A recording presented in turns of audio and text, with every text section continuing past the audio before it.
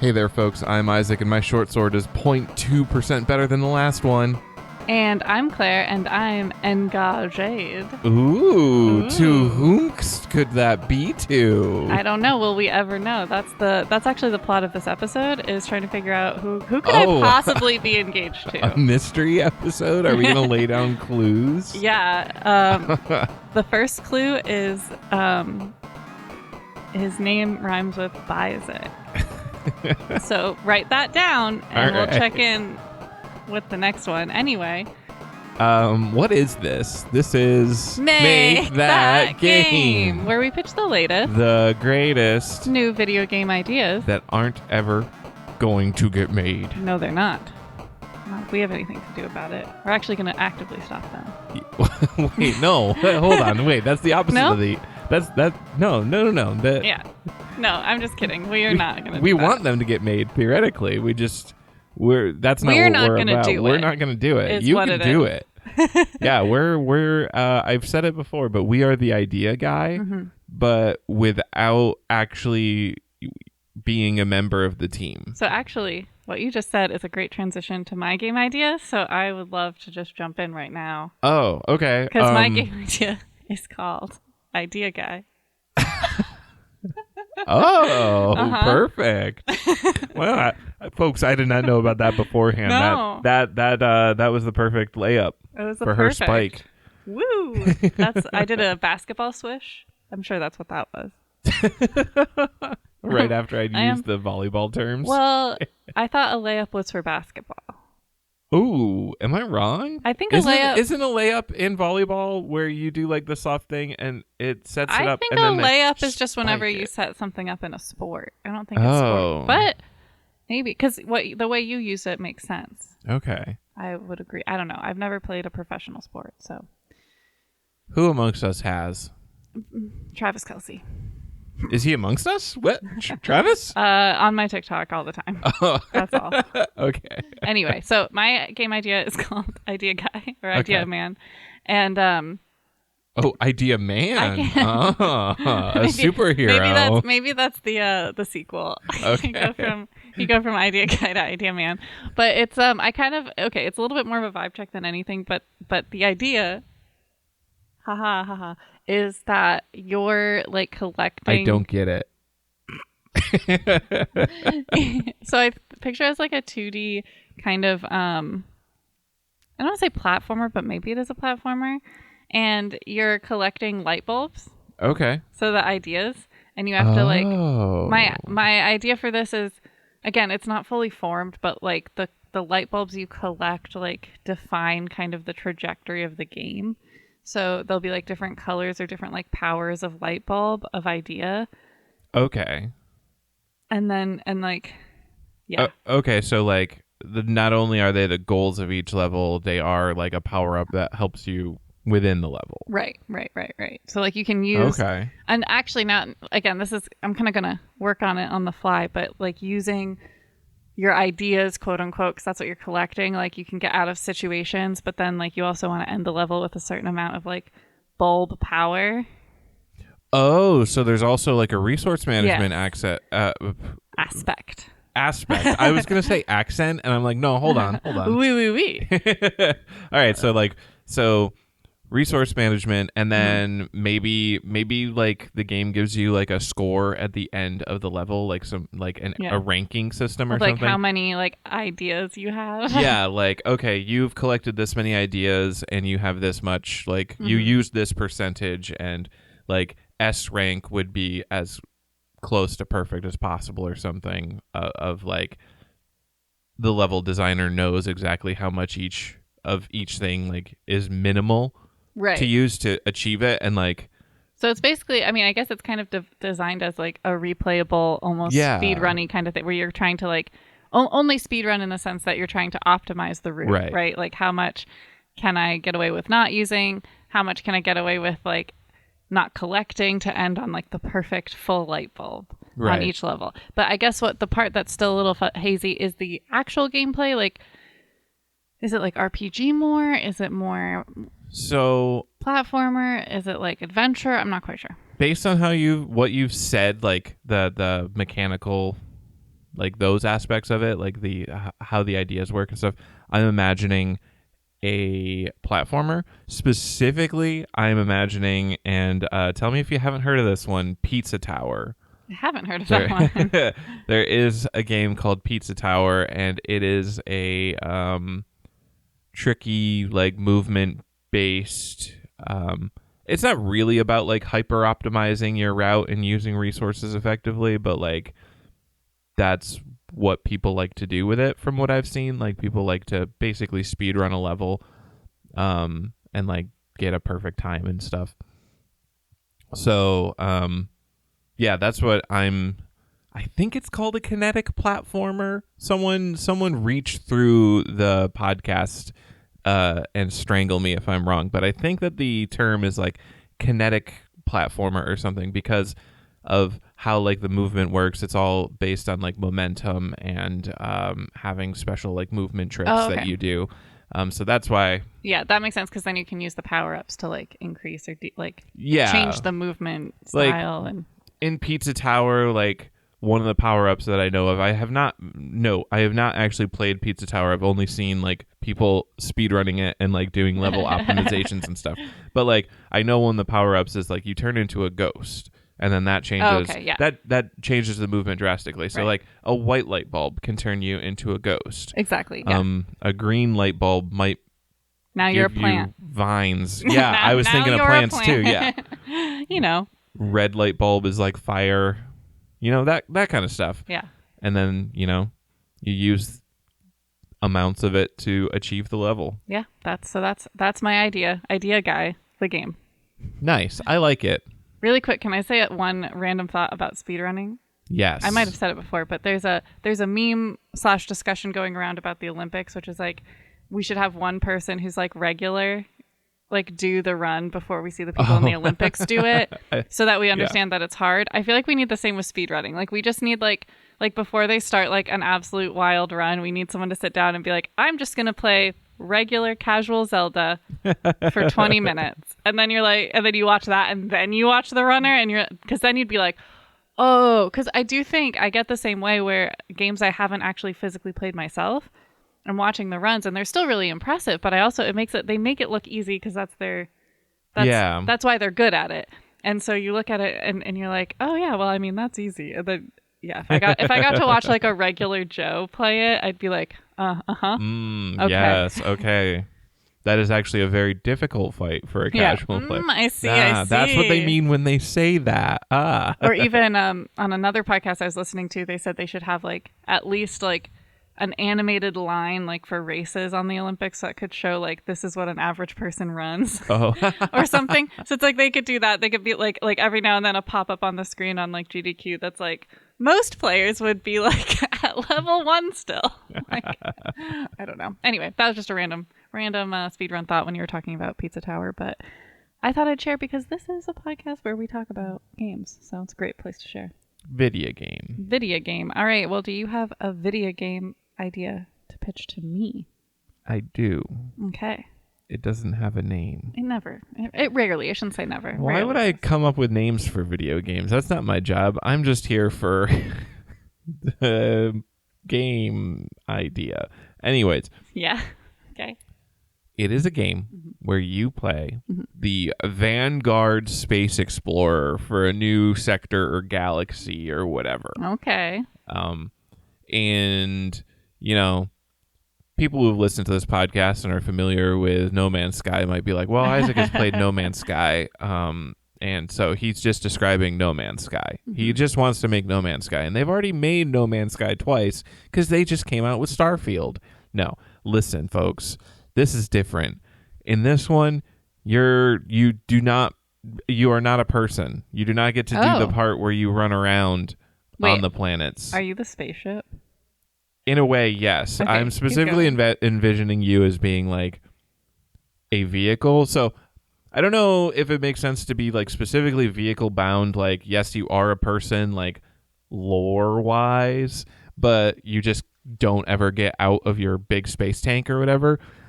Or if you're actually just like a little Curiosity Rover and that's why you're a honking vehicle. I like that. I like the second suggestion. Yeah. The Okay. best. So you are a little Mars Curiosity Rover exploring new planets.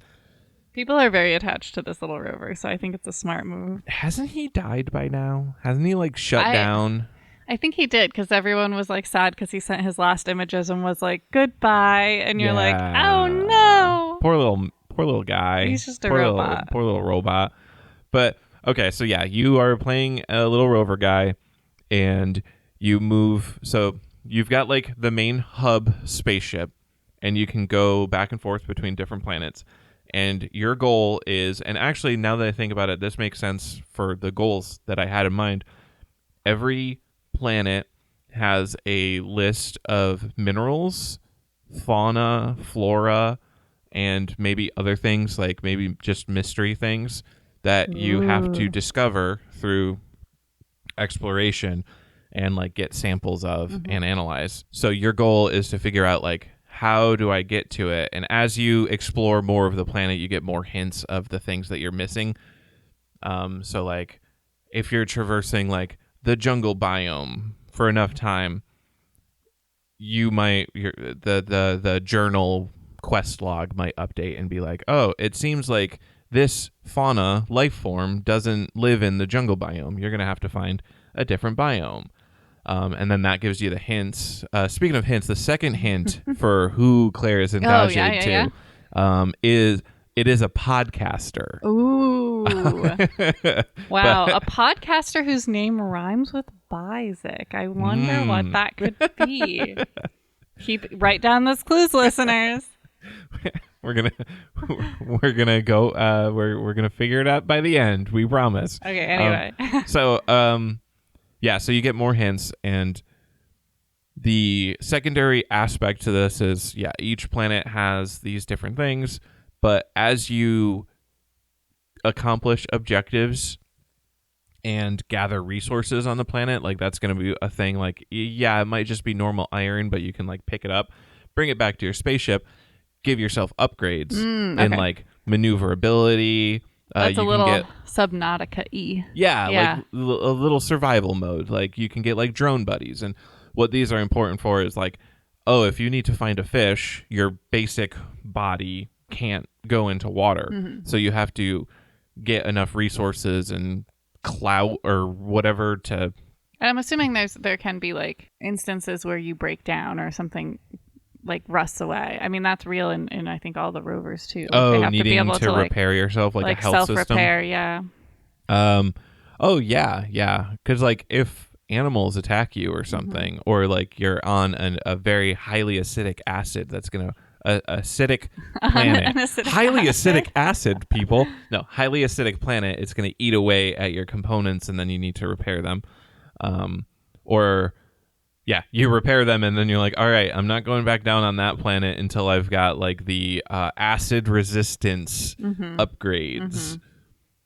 And did I already mention little drones that you can use briefly, like to explore caves or like the treetops, like things that your rover would never be able to get to? Yeah. So that's basically the gameplay loop. Okay. Land on planet, figure out what the planets deal with, explore as much as you can, return to ship, upgrade self, go to new planet, explore more, and then once you've got a bunch of upgrades, go back to your original, like earlier planets, explore more, find all things, and then when you get 100% of your checklist done, you know, you've explored the entire galaxy sector, whatever this game is set out for you, then you win. Congratulations. Can the no, this is very dark, but can the end be just like the Mars rover where you just like send out your last information and then just like collapse? Yes, that is 100% what it is. A way to make it really heartbreaking is instead of just being like the Mars rover like style thing, like your initial design and what you build up from is basically WALL-E. I was actually thinking a lot about WALL-E. WALL-E. So it has like actual personality and stuff. Yeah. And so, like, WALL-E. The final cutscene with all your upgrades and stuff, it still has like the little robot face, and it sends it off to the sky, and like a little oil one single tier dreaks, leaks, or drips, dreaks, out of the eye socket. Oh, boy. And then it shuts down. Amazing. But it's a tear of pride and joy because it accomplished its mission. It's a bittersweet. It has lived a full life. Yeah, it's a bittersweet ending. I think I honestly really like this game because it merges a lot of like survival and just kind of like collecting-y games. Yeah. With a pretty good story arc.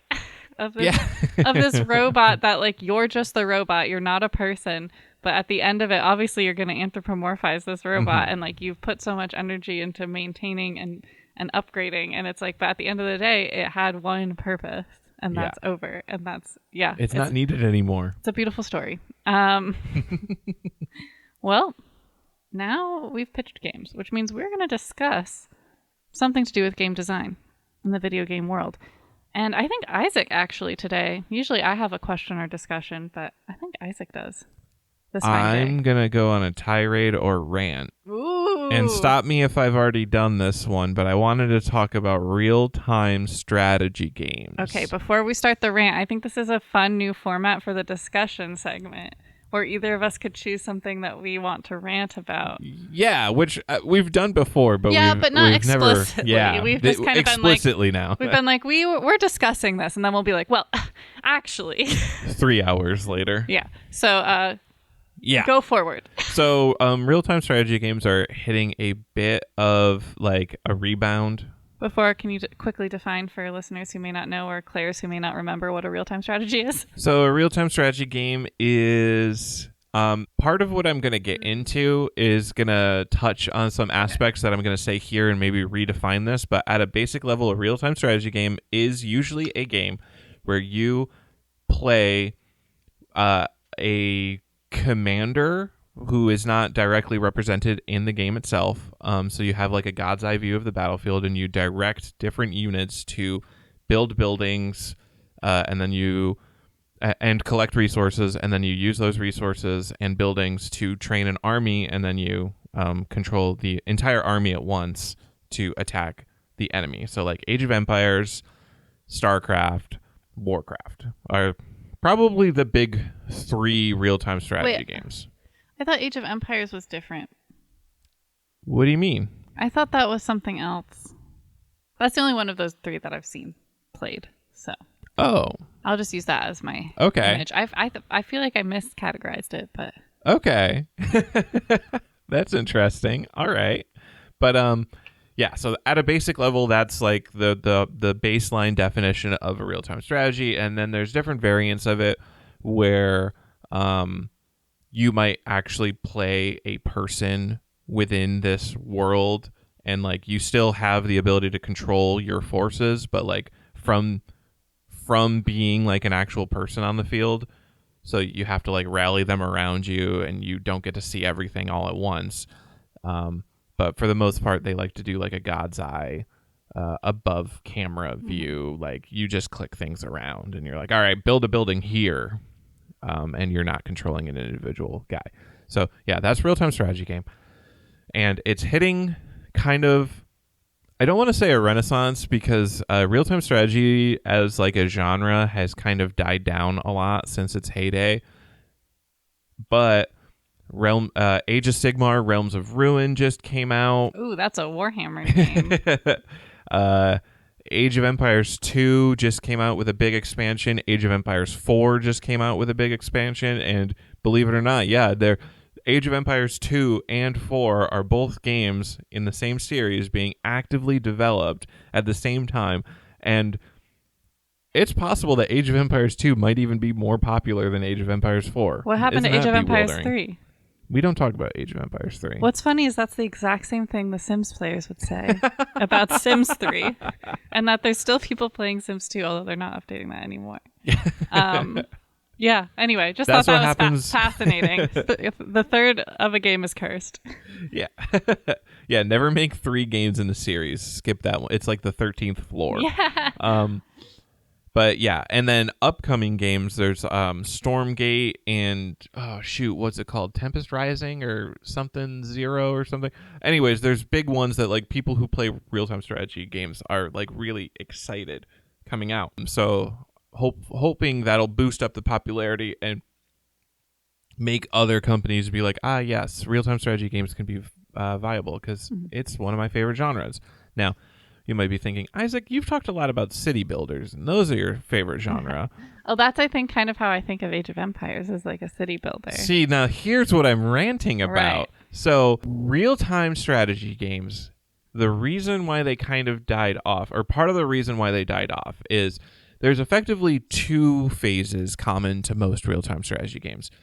There is the base building aspect, where it's basic, that's the city builder. And then there's like the actual like combat aspect or micromanagement usually. There's micromanagement and then macro management, where like macro is focusing on your economy and building a larger army than your opponent and then just kind of rolling over them. And then micro is like, oh, that specific soldier is about to die. I'm going to command him to retreat and then have a new specific soldier like do something else. But basically, a lot of people don't like the two. A lot of people don't like both aspects, right? So real-time strategies kind of diverged. You've got the city builders, which are born from real-time strategies. You've got the people who like the base building aspect and not necessarily like the actual army, like player versus player or like force versus force aspect. And so they are playing city builders, and they're just building cities, and like the game is revolving around that aspect only, like making sure the citizens are happy, et cetera, et cetera. Usually they have very light, if any, like combat element. And then the people who like the combat element, that's where like League of Legends and Dota come from, is the multiplayer online battle arenas, the MOBAs, where you control like one hero. They play in a very similar style to the real-time strategy games, only you are commanding a much smaller amount of guys. You are focused on like the actual combat mechanics. There's no base building. Okay. So people have... Oh, sorry. Go ahead. I just want to make another. It's very much like The Sims also. Except I don't know about like the divergence of actual games, but like there are people who are like, I'm here to build houses and that's all I'm here for. And then people who are like, I'm here for the drama and that's all I'm here for. I'm here to watch the people. Yeah. Anyway, I didn't expect there to be so many parallels, but go ahead. Oh, yeah. Wow. But yeah, so RTS as like a genre, the combination of those two things kind of died because everybody is like going to play the part that they want to focus on. There's very few people who are like, I accept both of these aspects like equally and enjoy them and will go and play it.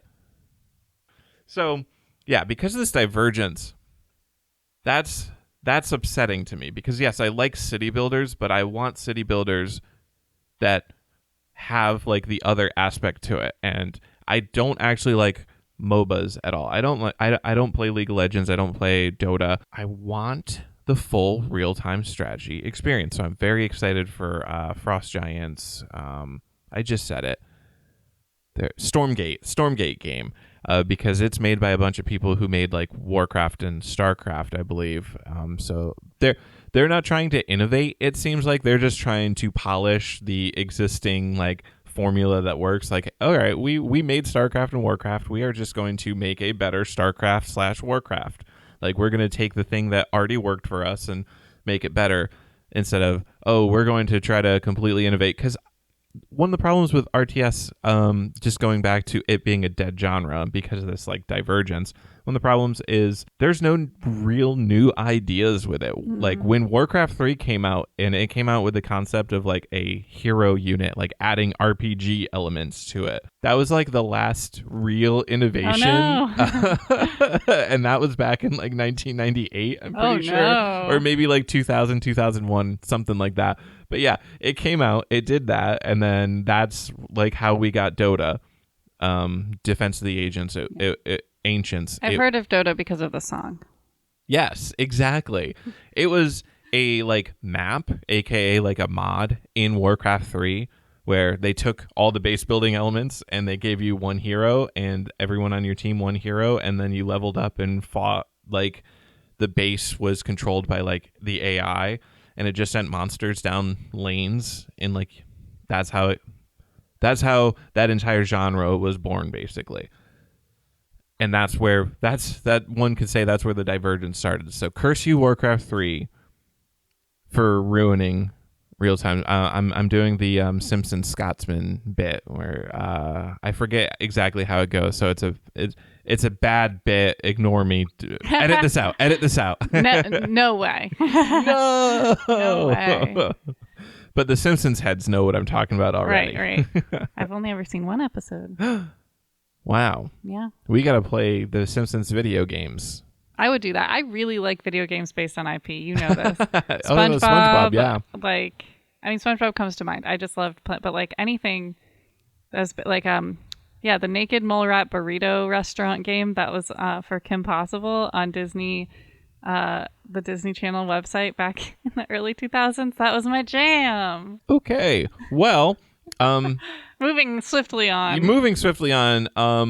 I know that if this was an essay, I would not get very high marks because I don't really have a conclusion to this, I guess, history lesson of real-time strategy. You want, like, real-time strategy was made as something that included both elements. And just because some people don't want to play both doesn't mean they should stop making games that include both elements, right? Like, that's kind of the conclusion, is you're like, I want a true-to-form real-time strategy new thing. Yes.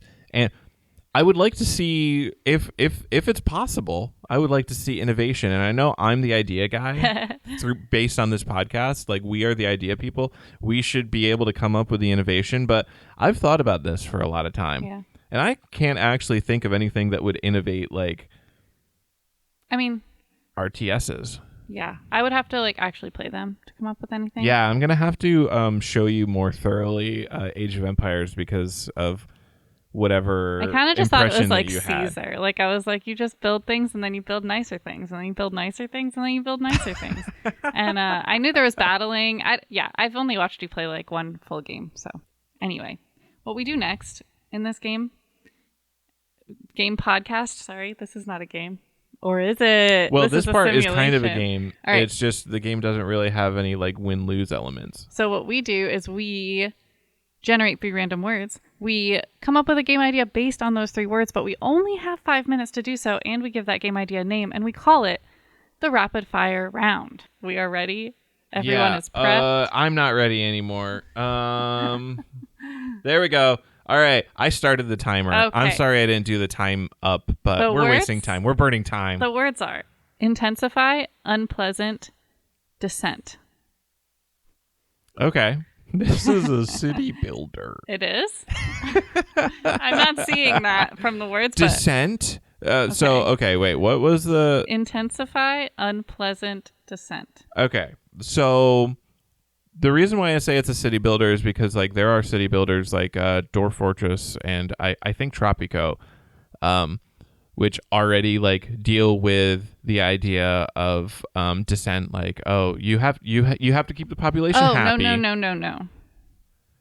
Oh, not descent. Like I'm dissenting. Descent as in go down. Descent. Yeah. Descent. Yeah. Okay. Or it could also mean to remove the scent.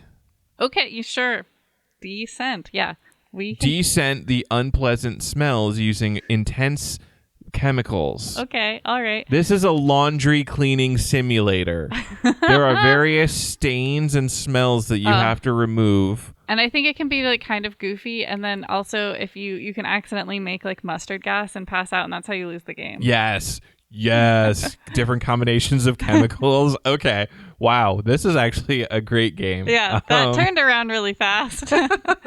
I'm not sure if decent is a real word, like in the way that like I tried decent. to use it. I think, but we've stretched before. Yeah, right? Like, and I'm fine with it because this is such a good. And we've also made a lot of games that include digging up and down, so I feel like I don't want to do it. No, exactly, and falling down even. But okay, yeah. So is there? I don't know. Do we need anything? I mean, besides a name, but I guess like kind of the gameplay style. Like I don't know. I almost imagined it as like a as virtual reality or like first person at least. You definitely first person because I imagine like weird physics controls. Yeah, like your hands are like weird. Yeah. Part of it is you like hanging things up to dry or like getting to actually like beat clothes to get the dirt out of it. Don't we love a weird physics simulator? Yeah.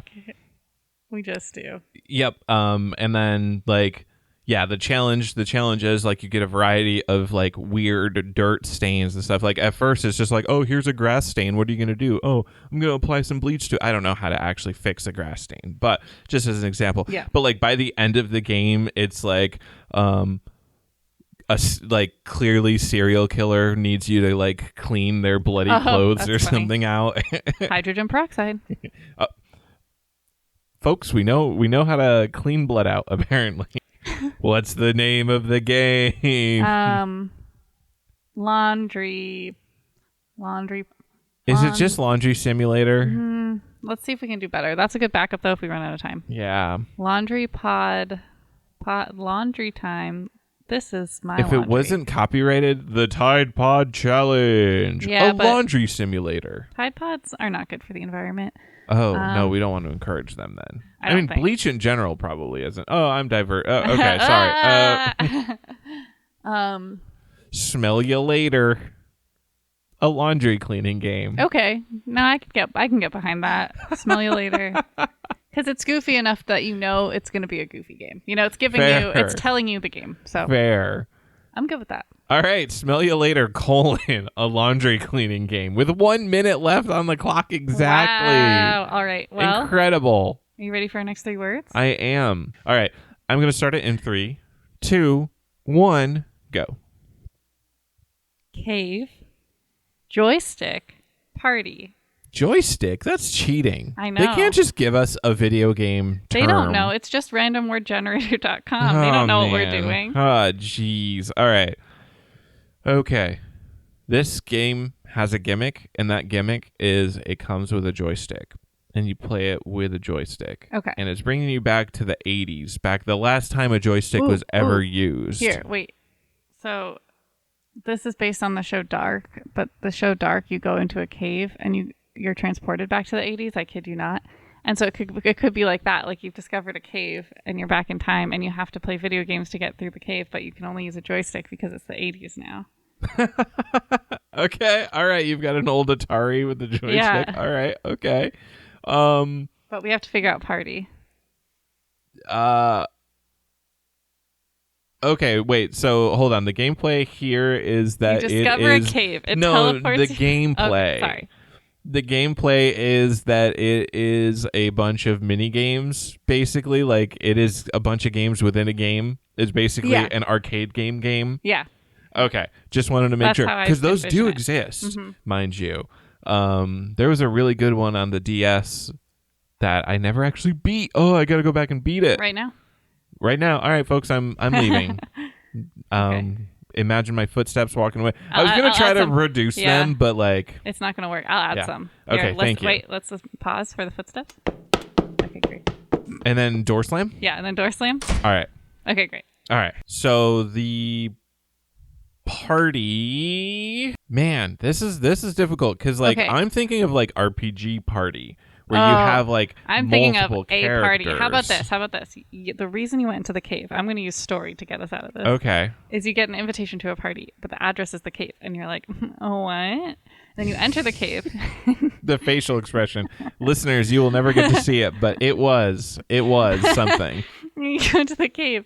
But to make it through the cave, you have to like complete all of these mini games with the joystick because you're being teleported to the 80s. And then when you get out of the cave, like the party, it's in the 80s, and in order to enter the party, you have to like prove yourself on like a really difficult joystick game. So you're like training through the cave, and then the entrance, your ticket in is to succeed at this one game, and then you're in. You got to be cool enough because the party, it's only for really good joystick players. All right, and here's the best part. The cave does not actually teleport you through time. No, it is just an 80s themed party. Okay. But they took the theming really seriously. Hard. Okay. Yeah. So you're walking through the cave and there's a video game console, like a little Atari that you pick up, you play with the joystick in the game, but outside of the game, you the player have a joystick. Correct. Okay. And then you do that multiple times until you get to the end, and then there's like a really 80s looking guy. Yeah. And he's like, in order to get into the party, you have to pass through me. Oh, what it is it's a 2-player game. You compete against him to get into the party. Got it. Only people that can beat him can get into and then you get to the party and it's just like a little cutscene like Animal Crossing where everyone just has their arms above their head and they're like pumping. So like some 80s synth. Yeah. And then that cutscene lasts for 35 minutes. And you can press the X button to like pump your own fist. Very good game. A very good game. All right, we need to name it now. A very good game. Has anyone tried that? Has anyone just tried calling their game a very good game? It reminds me of the Ron Swanson joke in Parks and Rec where he makes a woodworking company and it's just like good like chairs or something. Like it's just called, I can't remember what it's called, but it's just like I thought it was going to be good wood, but well, that would actually be funny. He literally made it. It's like a very good company. And it's like, okay. we have 30 seconds to come up with a real name. So we have a good game. 80s. Think of things that happened in the 80s. Big hair, don't care. Joystick Joytime. Welcome to the party. Joystick Joytime? Boom. All right, 22 seconds left on the clock. Joystick Joytime. Sorry, I knew that was the one. Yeah, I just had to. I was just spitballing. I was just throwing things out for you to pick them up because we had 30 seconds. This is why this is a 2-person podcast. I know. Because I can't come up with the names on my own. You're gonna have to get someone because I have Megan a sub for you if you're gone. That's true. You need someone to sub for me. I mean, Megan, I could sub for you. Yeah. All right. The penultimate. No. The ultimate. The final one. Well, before this, we gotta give the listeners a third clue to the mystery. Yes. Okay. This person's favorite type of game is City Builders, but also real-time strategy. Yeah. Oh, right. Wow. All right. Well, starting the final round. 3, 2, 1, go. Ring. That's relevant. Wow. Trunk and cover. Now, ring could be a ring like a jewelry. It could be ring like ring, ring, ring. Yeah. It could be a ring of like criminals. Trunk could be an elephant's trunk or a storage chest. Yeah, I imagined storage because but it could be. And then cover. So many things. Cover up, cover of night. Ooh, criminal ring, cover up, elephant trunk. Okay. This is how we're taking these. Keep going, because I'm following along. Nope. I didn't have anything beyond that. I was hoping that you would pick it up. Okay, I like ring of criminals, cover up. I don't know if the elephant fits into that. Well, that's where I'm struggling. Okay. You are an elephant. This is a weird physics-based game. You control the elephant's trunk. And you have to cover up your criminal ring's operations by literally covering things up at crime scenes before the cops arrive. So like your task, this elephant's job in this criminal ring is the criminal ring comes in and does a crime. Yeah. And then the elephant comes in and just like puts sheets over things. And it's completely unclear why the elephant is the one doing this one. It's probably the least qualified. Yeah. Okay, so it is a physics-based game. I think it has to be VR because what I want people to have to do is hold their arm up to their face like a giant trunk and like that, and then that's what makes it funny. And then also you have to like manage yourself in the room because you're an elephant. Yes. So like if you turn too fast, you like knock more things over, and then it's like. And then how do you cover that up? Yeah, and then you have to escape. You have to get out before the cops arrive. And that depends on how much time that you have left. So you have to cover it. Yeah, it's timer. And then you get like a cool cutscene of the cops just being oblivious idiots. Like there's a dead body on the ground and then the sheets over it, but they come and they're like, oh no, guess there was no crime here. Nothing here. And then they leave. No, this is a funny game and I like it a lot. We need to name it now. Okay. The elephant in the room. I mean, that's obvious. That's right in front of us. That is, but I would like to not deal with it right now. You're funny. Okay. Trunktastic. Trunktastic. Crime cleanup. Pachyderm. Pachyderm? What? That's what an elephant is. They're a pachyderm. Okay. Pachyderm pack up. But you're not packing. No, you're crime. Covering things. Okay. You're not taking the crime scene with you. Okay, wait. So criminals ransacked this place, and I'm an elephant, and I need to clean it up. What do I call that? I'm the elephant cleanup crew. I'm the criminal crime scene cleanup, and then we just don't acknowledge that the elephant is involved at all until you start up the game. Yeah, I think that's it. Crime scene cleanup.